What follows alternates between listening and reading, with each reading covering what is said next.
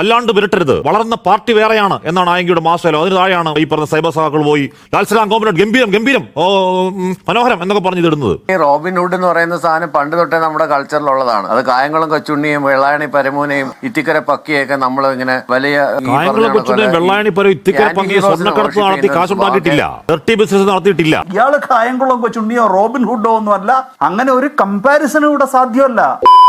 വളർന്ന പാർട്ടി എന്നാണോ പറയേണ്ടത്, വളർത്തിയ പാർട്ടി എന്നാണോ ശ്രീ ജയരാജ്? ഇതിനകത്ത് നമ്മൾ അങ്ങനെയല്ല കാണേണ്ടത്. ഈ ഒരു വിഷയത്തിനെ മൊത്തത്തിൽ പരിശോധിക്കുമ്പോൾ ഏതെങ്കിലും ഒരു കാലത്ത് ഏതെങ്കിലും ഒരു ഘടകത്തിൽ ഡിവൈഎഫ്ഐയുടെ ഒരു ഘടകത്തിലോ അല്ലെങ്കിൽ ഒരു ബ്രാഞ്ച് മെമ്പർ പാർട്ടി മെമ്പർ പോലും അല്ല ഈ പറഞ്ഞ ആളുകളൊന്നും. പിന്നെ ഇവർ എല്ലാം കൊട്ടേഷൻ വർക്കിലോട്ട് തിരികുകയും ഗോൾഡ് സ്മഗ്ലിംഗ് കേസസിലോട്ട് തിരികുകയും പിന്നെ അതിനകത്ത് ഈ കൊലപാതകത്തിലേക്ക് വരെ ചെന്നെത്തുന്ന രീതിയിലേക്ക് എത്തിയപ്പോഴാണ് ഇത് കേരളം ഇത് മുഴുവൻ ശ്രദ്ധിക്കാൻ തുടങ്ങിയത്. അതുവരെ ഇത് നൈസായിട്ട് ആരും ശ്രദ്ധിക്കാതെ പോയതാണ്.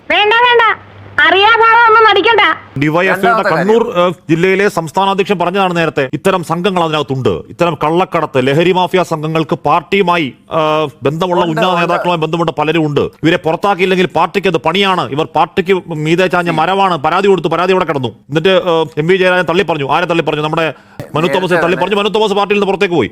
ഇന്ന് മനു ഇടുന്നുണ്ട് ഇവരെ വളർത്തിയത് ആരാണെന്നുള്ള കാര്യം. വളർത്തി വലുതാക്കിയവർക്ക് അങ്ങനെ പെട്ടെന്ന് കൈയൊഴിയാൻ പറ്റുമോ ശ്രീ ജയരാജ് ഇതുപോലെ ഗൂണ്ടകളുടെ കാര്യത്തിൽ? ഞാനൊക്കെ പ്രവർത്തിക്കുന്ന സ്ഥലത്ത് ഡിവൈഎഫ്ഐ പ്രവർത്തിച്ചിരുന്ന പല ആളുകളും ഡിവൈഎഫ്ഐയുടെ പല ഓപ്പറേഷൻസിനും കൂടെ നിന്നിട്ട് ഒരു ഘട്ടം കഴിഞ്ഞപ്പോഴത്തേക്കും ഇവരൊരു ആന്റി സോഷ്യൽ ആക്ടിവിറ്റിയിലോട്ട് പോകുമ്പോഴത്തേക്കും പാർട്ടിക്ക് ഇവരെ പൂർണ്ണമായിട്ട് തള്ളിപ്പറയേണ്ടി വന്നിട്ടുണ്ട്. അത് എല്ലാ സംഘടനകളിലും അങ്ങനെ ഉണ്ടാവും. കോൺഗ്രസ് ഉപയോഗിച്ചിട്ടില്ലേ ഈ മറ്റേ ഉണ്ണിത്താൻ ചേട്ടന്റെ ഒരു വിഷയമായിട്ട് ബന്ധപ്പെട്ട് മുണ്ടുരിഞ്ഞതാര തമ്മനം ഷാജിയും ആ ഗ്യാങ്ങുകളല്ലേ, അവർ കോൺഗ്രസ് അല്ലേ ഉപയോഗിച്ചത്. അപ്പോൾ അങ്ങനെ ഈ ഗുണ്ടകളെ രാഷ്ട്രീയക്കാർ ഉപയോഗിക്കാറുണ്ട്, പരസ്പരം അങ്ങോട്ടും ഇങ്ങോട്ടും സഹായിക്കാറുണ്ട്. പക്ഷെ ഒരു ഘട്ടം കഴിയുമ്പോൾ പൂർണ്ണമായിട്ട് ഇവരെ ഇവർ ക്രിമിനൽസ് ആണ്, ഇവർ ആന്റി സോഷ്യൽ എലമെന്റ്സ് ആണെന്ന് മനസ്സിലാക്കി കഴിഞ്ഞാൽ ഇവരെ പൂർണ്ണമായിട്ട് തള്ളിപ്പറയുക അല്ലാതെ പിന്നെന്താ ചെയ്യുന്നത്? പിന്നെ ഇതിന്റെ അടിയിൽ വന്ന് ഗോഗോ വിളിക്കുന്ന ഫേസ്ബുക്കിൽ ഫേസ്ലെസ് ആയിട്ടുള്ള അയാൾ ഇടുന്ന ഇൻസ്റ്റാഗ്രാം പോസ്റ്റിനെ വെല്ലുവിളിക്കുക ഒക്കെ വന്ന് താഴെ വരുന്ന ലൈക്ക് അടിക്കുന്നവർ അല്ലെങ്കിൽ ചെങ്കൊടി ഇടുന്നവർ അല്ലെങ്കിൽ ലാൽസലാം പറയുന്നവരെ ഒക്കെ നോക്കൂ. അവർ 99.9% CPM സൈബറാണ്. ഞാൻ വിശ്വസിക്കില്ല. അയാൾ നടത്തിയ എന്ത് ഉദാത്ത രാഷ്ട്രീയ പ്രവർത്തനം കണ്ടിട്ടാണ് ഈ CPM സൈബർ ആയെങ്കിൽ സിന്ദാബാദ് വിളി? CPM-ന് അങ്ങനെ സൈബർ സേന CPM സൈബർ എന്ന് പറഞ്ഞിട്ട് ഒരു പ്രത്യേക വിഭാഗമൊന്നുമില്ല. ഇതിനകത്ത് കുറെ അധികം അനുഭാവികളെന്ന് പറയുന്നവരും ഇതുകൊണ്ട് എന്തെങ്കിലും പ്രയോജനം ഉണ്ടെന്ന് നടിക്കുന്നവരും അനാവശ്യമായിട്ട് ഇത്തരത്തിലുള്ള കാര്യങ്ങൾ പോസ്റ്റ് ചെയ്യാറുണ്ട്. അതിനെയൊന്നും നമുക്ക് ഓൺ ചെയ്യാൻ പറ്റത്തില്ല. ഇത്തരം കാര്യങ്ങളെ എല്ലാത്തിനെയും നമുക്ക് ഓൺ ചെയ്യാൻ പറ്റും. അല്ലല്ല, കുറച്ചുകൂടി വ്യക്തമായി പറയണം സഖാക്കളെ, നിങ്ങളുടെ രാഷ്ട്രീയ വിദ്യാഭ്യാസത്തിന്റെ പ്രശ്നമാണ്. ഇത്തരത്തിൽ സ്വർണ്ണ കള്ളക്കടത്തിൽ കൂടി അധമ സാമ്രാജ്യങ്ങൾ കിട്ടുന്നതല്ല രാഷ്ട്രീയ പ്രവർത്തനം. നിങ്ങൾ അവരുമായി ഏതെങ്കിലും തരത്തിൽ ബന്ധം വെച്ച് പുലർത്താൻ പാടില്ല. CPM എന്ന് പറയുന്ന പാർട്ടിയുടെ ചരിത്രം അതല്ല, അതിന്റെ പോരാട്ട ചരിത്രം അതല്ല. ഇവർ ഗൂണ്ടകളാണ്, നമുക്ക് അവരുമായി യാതൊരു ബന്ധവും ഇല്ല എന്ന് നേർക്കുന്നവർ കുറച്ചുകൂടി വ്യക്തമായ ക്ലാരിറ്റിയോടെ പറയണ്ടേ നേതൃത്വം? നീ നിന്റെ പാട് നോക്കി പോടാ. അത് പൊതുസമൂഹത്തിന് മുമ്പിൽ പറയേണ്ടതല്ല, അത് വ്യക്തമായിട്ട് പാർട്ടി അല്ലല്ല, പൊതുസമൂഹത്തിന് മുന്നിൽ പറയേണ്ടതാണ്. വളരെ പൊതുസമൂഹത്തിന്റെ മുന്നിൽ ഈ പറയുന്ന ഗൂണ്ടകൾക്ക് പാർട്ടി അനുഭാവികളെ പിന്തുണ കിട്ടുകയാണെങ്കിൽ പൊതുസമൂഹത്തിന് മുന്നിൽ തന്നെ പറയണം. പാർട്ടിക്ക് മുന്നിൽ പറഞ്ഞ അനുഭവങ്ങൾ അറിയാം. ഈ ആയെങ്കിയാണെങ്കിലും മറ്റേ തില്ലങ്കേരി ആണെങ്കിലും ഇവനൊക്കെ ഏതെങ്കിലും ഒരു കാലത്ത് പാർട്ടിയായിട്ട് ബന്ധം ഉണ്ടായിരുന്നു അല്ലെങ്കിൽ ഏതെങ്കിലും ഒരു ചെറിയ ഘടകത്തിൽ പ്രവർത്തിച്ചിരുന്നു എന്ന് പറഞ്ഞിട്ട് ഇവരാരും ജില്ലാ കമ്മിറ്റി മെമ്പറോ സംസ്ഥാന കമ്മിറ്റി മെമ്പറോ ഒന്ന് ഡിവൈഎഫ്ഐയുടെ പോലെ ഏരിയ കമ്മിറ്റിയോ അല്ലെങ്കിൽ വില്ലേജ് സെക്രട്ടറി പോലും ആയിരുന്നില്ല, ഒരു യൂണിറ്റ് സെക്രട്ടറി പോലും അല്ലാത്ത ഒരാളാണ്. ലക്ഷക്കണക്കിന് ആളുകളുള്ള ഒരു സംഘടനയാണ് ഡിവൈഎഫ്ഐ എന്ന് പറയുന്നത്. അവരെ എല്ലാം പാർട്ടിക്ക് ഓൺ ചെയ്യാൻ പറ്റും. പണ്ടൊരു കാലത്ത് പണ്ട് ഡിവൈഎഫ്ഐ ആയിരുന്നു, ഇന്നും ഞാൻ പാർട്ടി അനുകൂല പോസ്റ്റുകൾ ഇട്ടോണ്ടിരിക്കുന്നതെന്ന് പറഞ്ഞിട്ട് ഇവര് ഒരു സുപ്രഭാതത്തിൽ മാറി മറിയുന്ന ആളുകളല്ലേ. അവരുടെയൊക്കെ നിലപാടുകളും അവരുടെയൊക്കെ ബോധവും അത്തരത്തിലേ ഉള്ളൂ. അത്തരത്തിലുള്ള ആളുകളെ ഒന്നും ഓൺ ചെയ്യേണ്ടുന്ന കാര്യമൊന്നും ഒരു കാരണവശാലും CPM-ന് ഒരിക്കലും ഉണ്ടായിട്ടില്ല. അതിനെ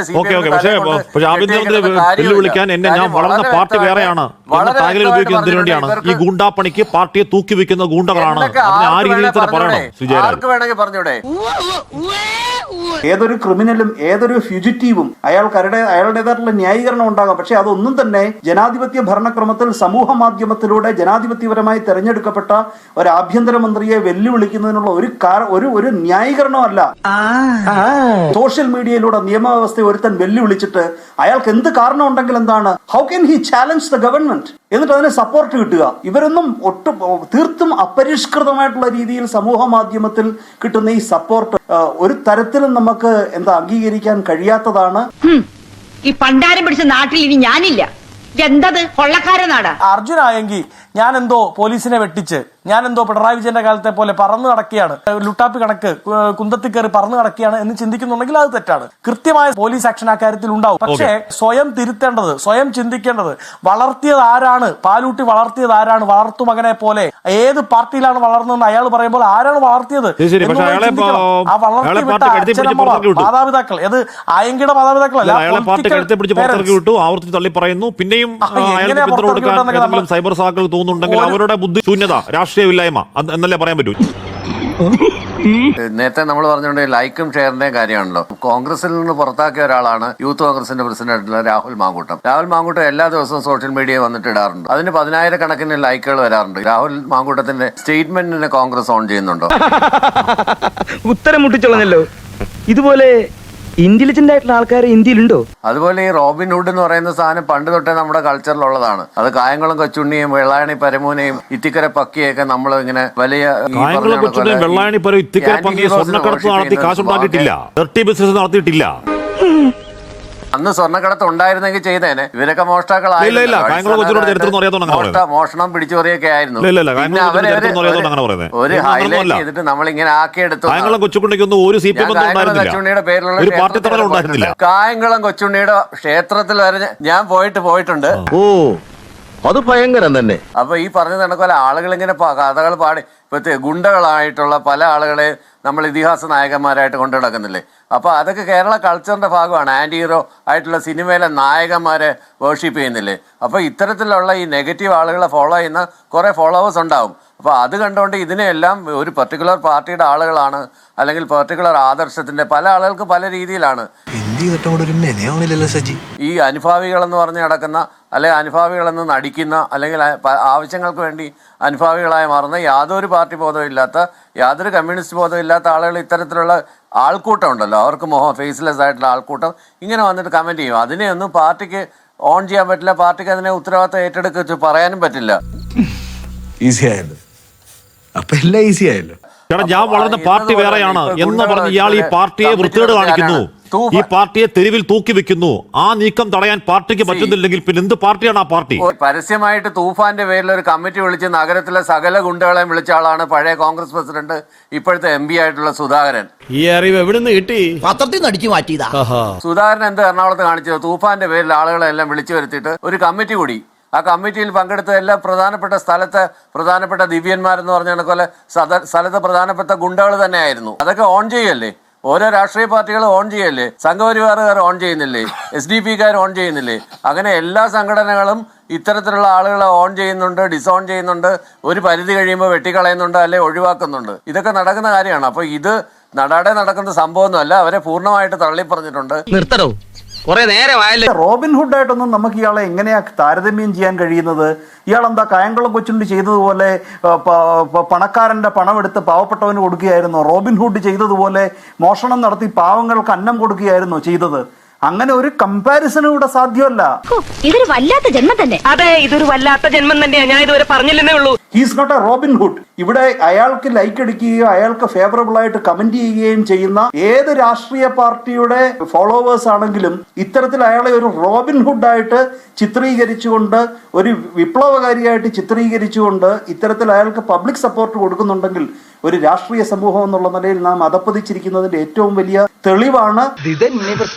സ്വർണം പൊട്ടിക്കൽ എന്ന് പറയുന്നത് ഇപ്പൊ ആ ഒരു പദം തന്നെ വന്നത് എത്രത്തോളം ഹീനമായിട്ടുള്ള ഒരു പ്രാക്ടീസാണ്. അപ്പൊ നിയമവിരുദ്ധമായിട്ട് കടത്തിക്കൊണ്ട് വന്ന എക്സൈസ് ഡ്യൂട്ടി ലാഭിക്കുവാൻ വേണ്ടി അത് ഒളിപ്പിച്ച് കടത്തിക്കൊണ്ട് വരുന്നത്, അത് ട്രാക്ക് ചെയ്യാൻ കഴിയില്ലെന്ന് പറഞ്ഞാൽ അത് മോഷ്ടിക്കുക എന്ന് പറയുമ്പോൾ എസെൻഷ്യലി ഹീസ് എ തീഫ്. ഒരു റോബറിയിൽ ഉൾപ്പെടുന്ന ഒരു മനുഷ്യനാണ്. ഒരു തരത്തിലും ശ്രീ ഹാഷ്മി ഇതിനെ നമുക്ക് ഒരു റോബിൻ ഹുഡ് പരിവേഷവുമായി താരതമ്യം ചെയ്യാൻ പോലും കഴിയില്ല. അല്ല, ഞാൻ വീണ്ടും പറയുന്നു, ഇയാള് കായംകുളം കൊച്ചുണ്ണിയോ റോബിൻ ഹുഡോ ഒന്നും അല്ല.